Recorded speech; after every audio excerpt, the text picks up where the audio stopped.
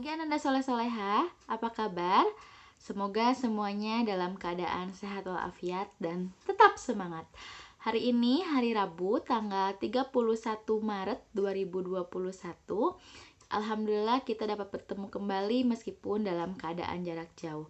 Semoga Ananda semuanya masih tetap sehat dan semangat. Nah, Anandaku, hari ini kita akan mempelajari tema 7 di subtema 1 tentang perkembangan teknologi produksi pangan, yaitu pembelajaran keempat dan sedikit dari pembelajaran 5. Hari ini kita akan belajar tentang keragaman, lalu kita juga masih akan belajar tentang cara pengemasan makanan atau minuman, lalu kita juga akan belajar tentang volume baku dan volume tidak baku. Nah, sebelum memulainya, mari kita ucapkan basmalah terlebih dahulu. Bismillahirrahmanirrahim. Nah, oh iya lupa. Ananda semuanya sudah sholat duha dan sarapan kan? Jika sudah, silahkan Ananda persiapkan buku tulisnya, modulnya, dan buku Kemdikbudnya.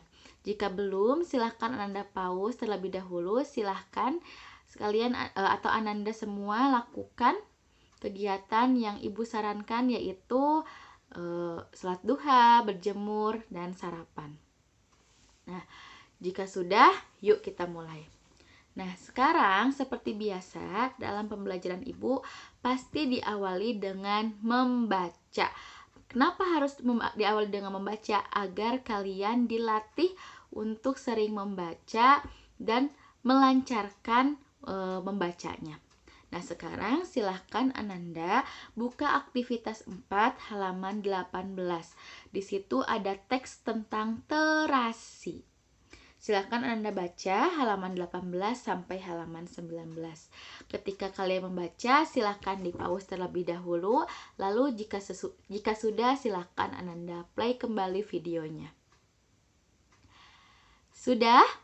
Oke, jika sudah, kita jawab pertanyaan-pertanyaan yang ada di halaman 19. Yuk, coba kita jawab. Nomor 1. Apakah terasi merupakan hasil teknologi pangan? Ya, terasi merupakan hasil teknologi pangan. Nomor 2. Bahan baku apa yang digunakan dalam pembuatan terasi? Ikan atau udang. Pintar. Nomor 3. Apa yang dimaksud proses penggaraman dalam pembuatan terasi? Penambahan larutan garam atau garam kristal. Pintar. Nomor 4. Apa manfaat dari terasi dalam kehidupan sehari-hari? Sebagai bahan penyedap makanan. Oke, sip. Nomor 5. Bagaimana proses pembuatan terasi? Ikan atau udang difermentasi dan disimpan beberapa hari. Oke. Nah, jawabannya silakan Anda tulis ya. Jika Ibu kecepatan, silakan Anda ulangi videonya. Bisa dikembalikan terlebih dahulu. Nah, Ananda tahu nggak sih, terasi ini merupakan makanan khas dari Cirebon, Jawa Barat. Jadi, terasi ini pasti akan Ananda temukan jika Ananda datang ke Cirebon. Jadi, orang-orang banyak memilih untuk membawa oleh-oleh ke teman-temannya atau ke saudaranya itu adalah membawa terasi. Ibu kan di yang lain juga banyak terasi, betul, tapi terasi yang enak itu katanya ada di Cirebon, Jawa Barat. Nah, karena terasi ini merupakan makanan khas atau makanan tradisional dari Cirebon, Indonesia itu kan kemarin kita sudah belajar bahwa dia itu memiliki banyak suku, banyak keberagaman makanannya. Nah, sekarang coba Ananda buka halaman 17 aktivitas 1. Nah, coba dilihat aktivitas 1 halaman 17. Di sini kalian disuruh melengkapi pernyataan yang ada pada nomor 1 sampai nomor 5. Coba kita baca dulu nomor 1 ya. Empek-empek merupakan makanan khas dari, gambar empek-empek. Maaf, itu bukan gambar empek-empek ya. itu adalah gambar lumpia. Nanti jadi kayaknya Ibu salah memasukkan gambar, nggak apa-apa, mohon maaf ya. Langsung aja, nama makanannya itu empek-empek. Dia asal daerahnya itu dari Palembang, Sumatera Selatan. Nah, silahkan ya, nomor 1 itu adalah Palembang, Sumatera Selatan. Silahkan Anda tulis.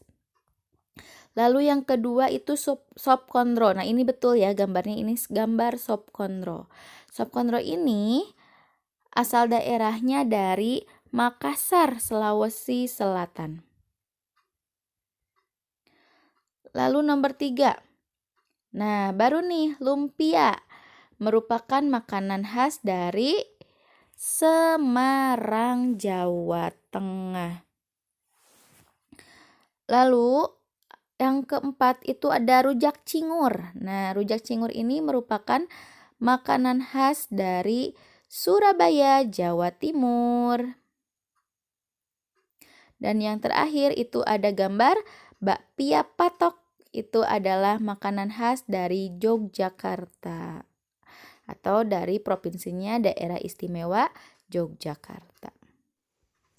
Nah, itu adalah 5 contoh makanan khas yang ada pada daerah masing-masing di Indonesia.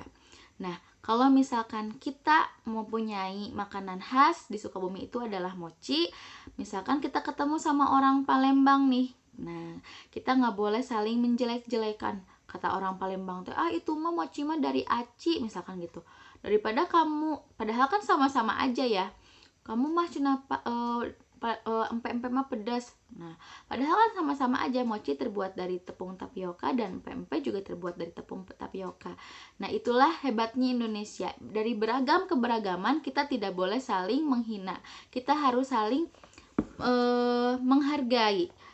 Karena kita itu berbeda-beda tetapi tetap satu, yaitu seperti semboyan Bhinneka Tunggal Ika. Nah, coba lihat aktivitas 2-nya di halaman 17. Di sini Ananda disuruh untuk menuliskan sikap yang seharusnya kamu lakukan jika melihat situasi berikut. Coba dilihat nomor 1. Adi mengejek kue serabi yang dibawa Dika. Nah, sikap kita apa nih kalau misalkan ada Adi mengejek kue serabi Dika? Kita datang untuk menasehati Adi dan menyuruh Adi untuk meminta maaf kepada Dika. Jadi itulah sikap yang harus kita lakukan terhadap Adi. Ya. Untuk nomor 2 sampai nomor 5, silahkan Ananda kerjakan secara mandiri. Itu merupakan tugas pertama Ananda, yaitu aktivitas 2, halaman 17, nomor 2 sampai nomor 5. Nah, tadi kan terasi itu menggunakan teknologi pangan. Terus empek-empek juga kan dia terbuat dari tepung. Nah, tepungnya itu dari singkong. Itu juga berarti merupakan menggunakan teknologi pangan. Nah, salah satu manfaat dari teknologi pangan itu kan menjaga makanan atau minuman tidak cepat busuk atau tidak cepat basi. Nah, kalian juga suka bukan hanya makanan aja kan yang dimanfaatkan oleh teknologi pangan, yang digunakan atau yang dijaga makanannya agar tidak cepat basi, tapi kita juga minuman juga seperti itu menggunakan teknologi pangan. Nah, salah satunya adalah susu sapi. Nah, silahkan Ananda buka halaman 40 buku Kemdikbudnya. Kita baca bersama-sama ya. Pengolahan susu sapi.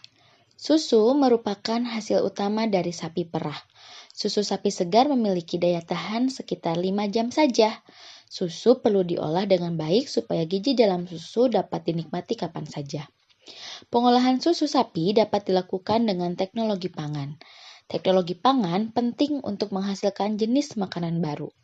Teknologi pangan juga menjaga agar makanan tetap awet. Susu sapi dapat diolah menjadi berbagai jenis makanan baru. Contohnya adalah yogurt, keju, permen, mentega, hingga es krim. Hasil olahan susu sapi biasanya sangat disukai oleh anak-anak.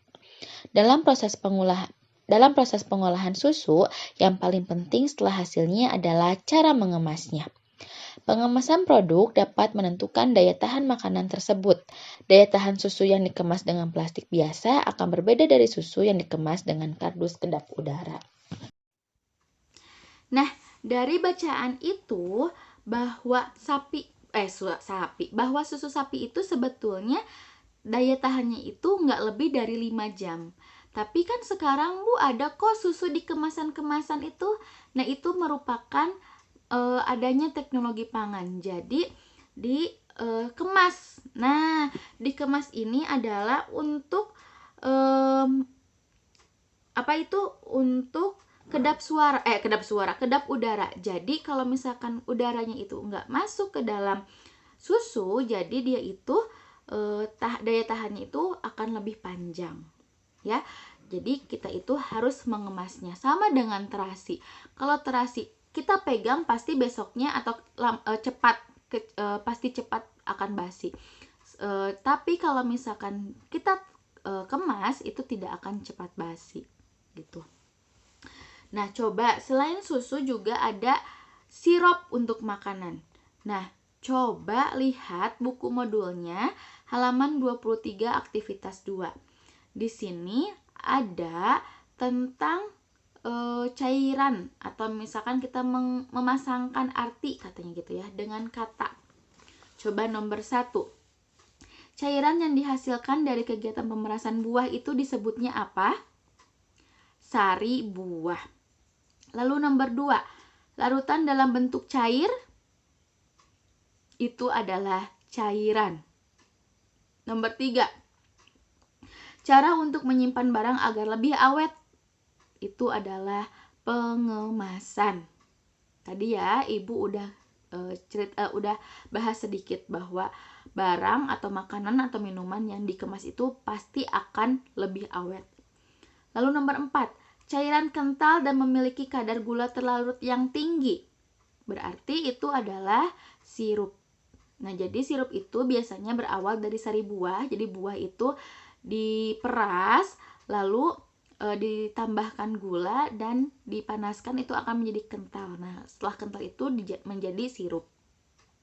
Nomor 5, ilmu pengetahuan terapan itu adalah teknologi. Nah, Anandaku, kalau misalkan kita berbicara tentang cairan atau misalkan kita berbicara tentang susu, kita itu akan berhubungan dengan yang namanya volume benda. Volume benda itu apa sih? Nah, silahkan kalian buka halaman 46. Sebelum 46, silahkan Anda buka dulu halaman 45 di buku Kemdikbudnya.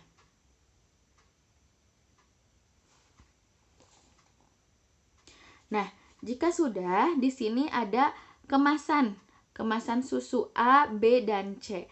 Nah, volume ini, nah kalau kemarin kan kita belajarnya tentang luas. Kalau luas itu kan datar ya.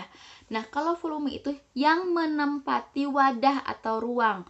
Jadi, kalau misalkan volume itu ruang yang ditempati susu oleh kotak susu itu. Ya. Nah, coba dilihat lagi di halaman 46-nya. Nah, di sini ada kemasan A yang besar itu diisi dengan susu yang terdapat dalam kemasan B. Oh, ternyata katanya volume kemasan A itu sama dengan 2 kemasan B. Kemudian, kemasan A ini diisi dengan air yang terdapat dalam kemasan C. Wah, ternyata kemasan A ini sama dengan 4 kemasan C. Maka volume B dan C mana yang lebih besar? Yang B, karena satu botol A dia itu masuknya 2. Berarti yang B itu lebih besar.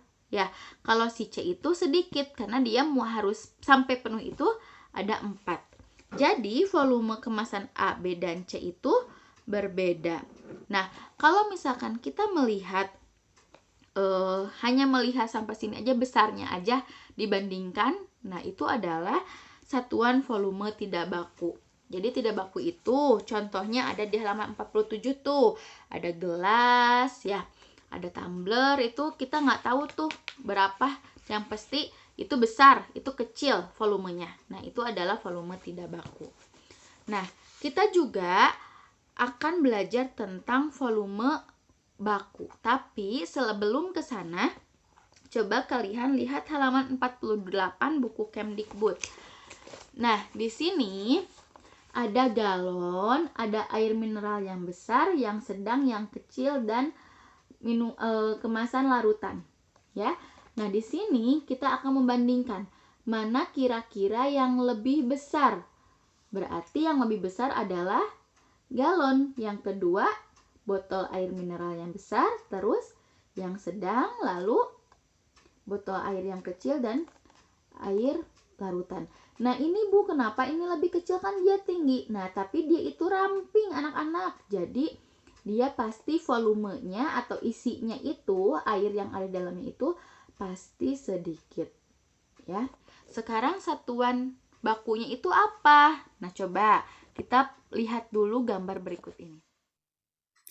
Nah, satuan volume baku untuk menghitung volume itu adalah bisa sama ya, pakai meter. Jadi kilometer, hektometer, dekameter, meter, dekameter, sentimeter, milimeter. Tapi di atasnya ada angka 3, makanya itu disebut kubik. Jadi kilometer kubik, hektometer kubik, dekameter kubik, meter kubik, desimeter kubik, sentimeter kubik, dan milimeter kubik. Kalau biasanya nggak naiknya itu dibagi 10, ini naiknya itu sekalinya itu dibagi 1000. Dan kalau misalkan turun sekalinya itu adalah dikali 1000. Bukan dikali 10 atau dibagi 10. Karena di atasnya ada angka 3. Itu adalah kubik, jadinya 1000. Nah, biasanya kalau misalkan volume untuk cairan itu biasanya memakai dengan liter. Nah, kita samakan nih. Kalau liter ini sama dengan desimeter kubik. Dan kalau misalkan kiloliter ini sama dengan meter kubik. Dan milimeter sama dengan sentimeter kubik. Jadi, kalau misalkan ditanyanya itu ada liter dan mililiter. Jadi, yang paling kecil adalah mililiter. Sedangkan yang paling besar adalah liter. Itu bisa kalian lihat pada kemasan-kemasan minuman. Nah, sekarang Ananda lihat aktivitas 3 halaman 23. Di sini ada gambar 5 gambar yang katanya gelasnya ini diisi oleh berbeda-beda. Yang pertama itu jus jambu itu 80 ml. Nah, ini berarti udah memakai satuan baku ya. Lalu jus jeruk itu 190 ml. Yogurt 170 ml, teh 40 ml, dan sirup 135 ml. Nah, ini silahkan kalian gambar ini dijadikan acuan untuk menjawab pertanyaan di halaman 24 nomor 1 sampai 5 yang paling atas. Nah, ini adalah tugas kedua kalian. Jadi, tugas keduanya itu adalah aktivitas 3 halaman 23 sampai halaman 24, nomor 1 sampai nomor 5. Nah, sekian pembahasan hari ini. Jika Ananda semua ada yang masih belum mengerti atau belum paham, silakan Ananda tanyakan kepada wali kelas masing-masing. Nah, jika misalkan sudah paham, silakan Ananda kerjakan 2 tugas yang sudah Ibu berikan pada video pembelajaran tadi. Sekian pembahasan pembelajaran hari ini. Mohon maaf apabila banyak sekali kekurangan. Wabillahi taufiq wal hidayah. Wassalamualaikum warahmatullahi wabarakatuh.